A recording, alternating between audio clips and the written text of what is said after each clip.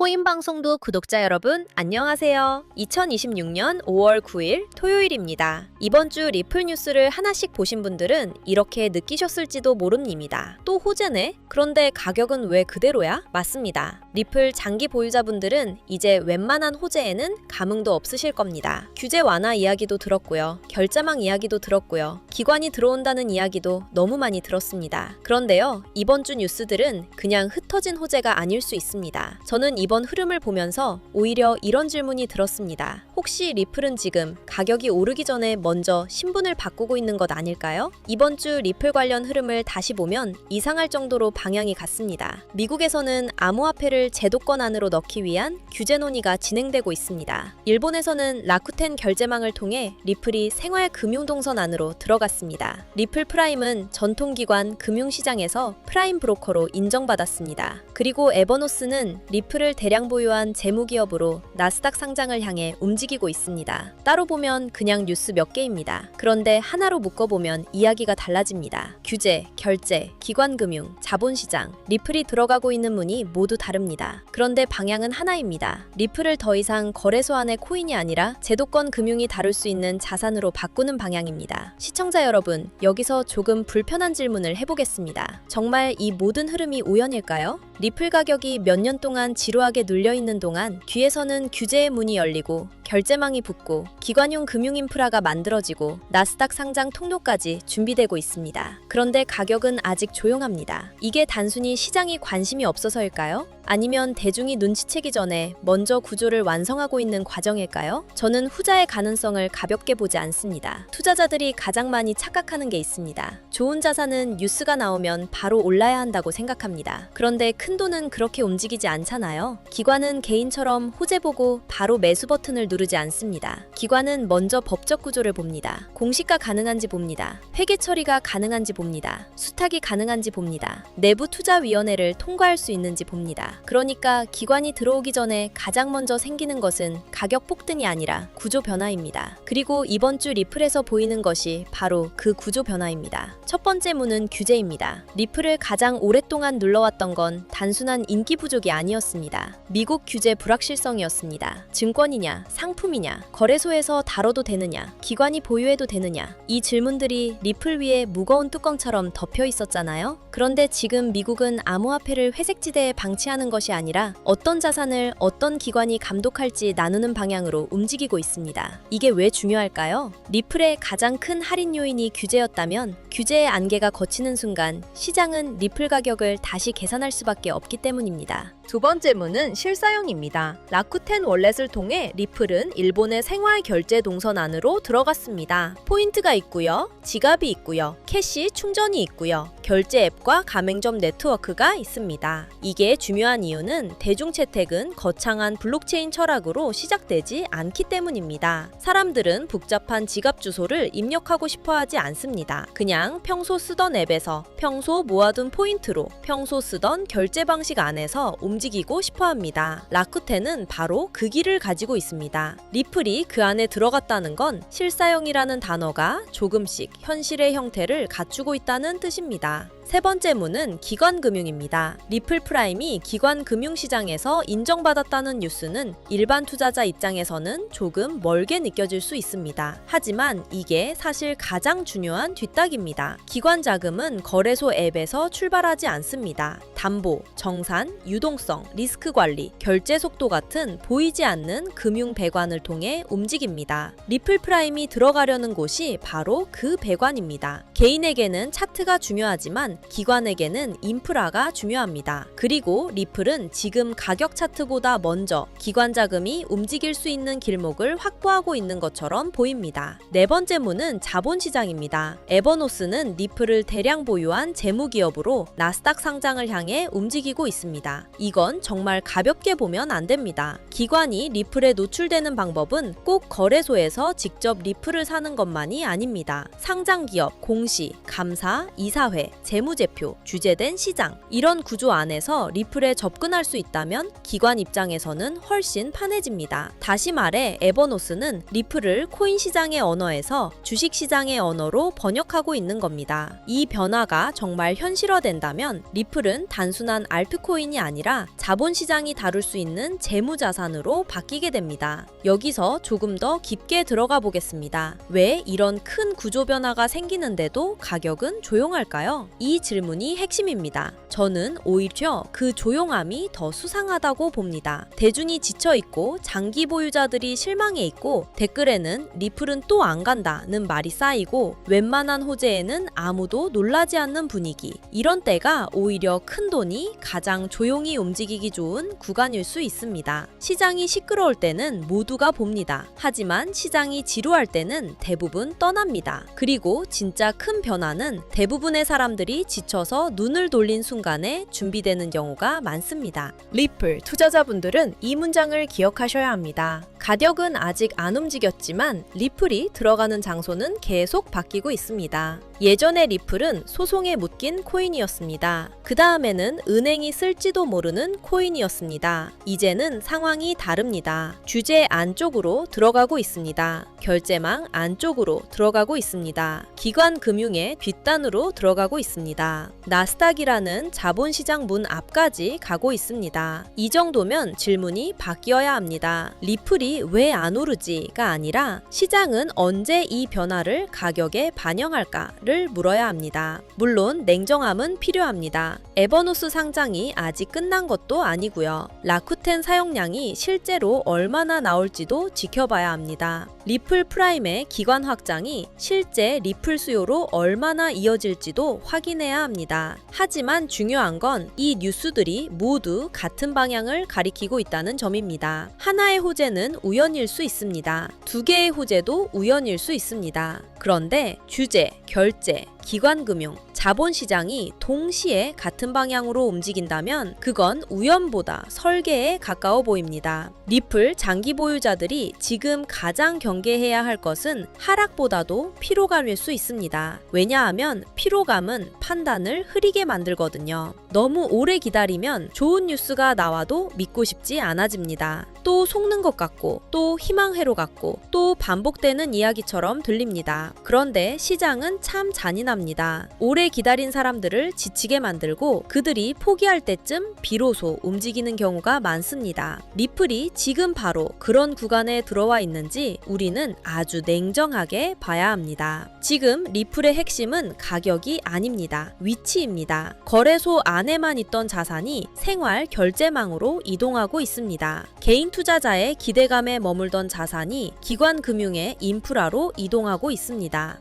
코인 시장 안에서만 이야기되던 자산이 나스닥과 공시, 이사회와 재무제표의 언어로 이동하고 있습니다. 이건 리플의 신분 변화입니다. 그리고 시장은 자산의 신분이 바뀌는 순간 그 가치를 다시 계산하게 됩니다. 그래서 오늘의 결론은 이겁니다. 이번 주 리플 뉴스는 단순한 호재 모음이 아닙니다. 리플이 어느 방향으로 이동하고 있는지 보여주는 지도입니다. 규제의 문, 결제망의 문, 기관금융의 문, 자본시장의 문, 이 4개의 문이 동시에 열리기 시작한다면 리플은 더 이상 예전처럼 평가받기 어렵습니다. 물론 시간은 걸릴 수 있습니다. 중간에 흔들림도 있을 겁니다. 가격이 다시 실망을 줄 수도 있습니다. 하지만 큰 그림은 분명히 달라지고 있습니다. 리플은 지금 조용히 그러나 아주 집요하게 제도권 금융의 중심부로 이동하고 있습니다. 오늘 준비한 메인 분석은 여기까지지만 매일 차트 쳐다보고 뉴스 찾느라 피말리는 여러분들을 위해 판을 완전히 뒤집어버릴 아주 치명적인 추가 정보 하나를 긴급하게 가져왔습니다. 방금 전까지 말씀드린 세력들의 악랄한 알고리즘, 개미들이 맨몸으로 어떻게 이깁니까? 그런데 최근 이 세력들의 무기를 개미들도 똑같이 쓸 수 있게 만든 AI 매매 프로그램이 이제 베타 테스트를 시작했습니다. 복잡하고 스릴 없는 기능은 다 빼고 차트 볼 줄 모르는 초보자도 버튼 하나로 돈 벌 수 있게 세팅된 정말 쉽고 간단한 프로그램이에요. 이게 우리의 투자를 어떻게 바꿔놓을지 딱 3가지만 짧고 굵게 꽂아드리겠습니다. 첫째, 세력보다 빠른 정보 선점입니다. 우리가 곤히 잠든 새벽 바다 건너에서 머스크나 트럼프가 한마디 던지면 시장이 요동치죠? 이제 억울하게 놓치지 마세요. 프로그램에 트럼프 딱 3글자만 세팅해두면 속보가 뜨는 즉시 AI가 1초 만에 번역해서 스마트폰에 알람을 꽂아줍니다. 연관 테마까지 다 분석해서요. 남들 뉴스 찾느라 허둥댈 때 우리는 이미 매수 버튼 누르고 여유롭게 기다리는 겁니다.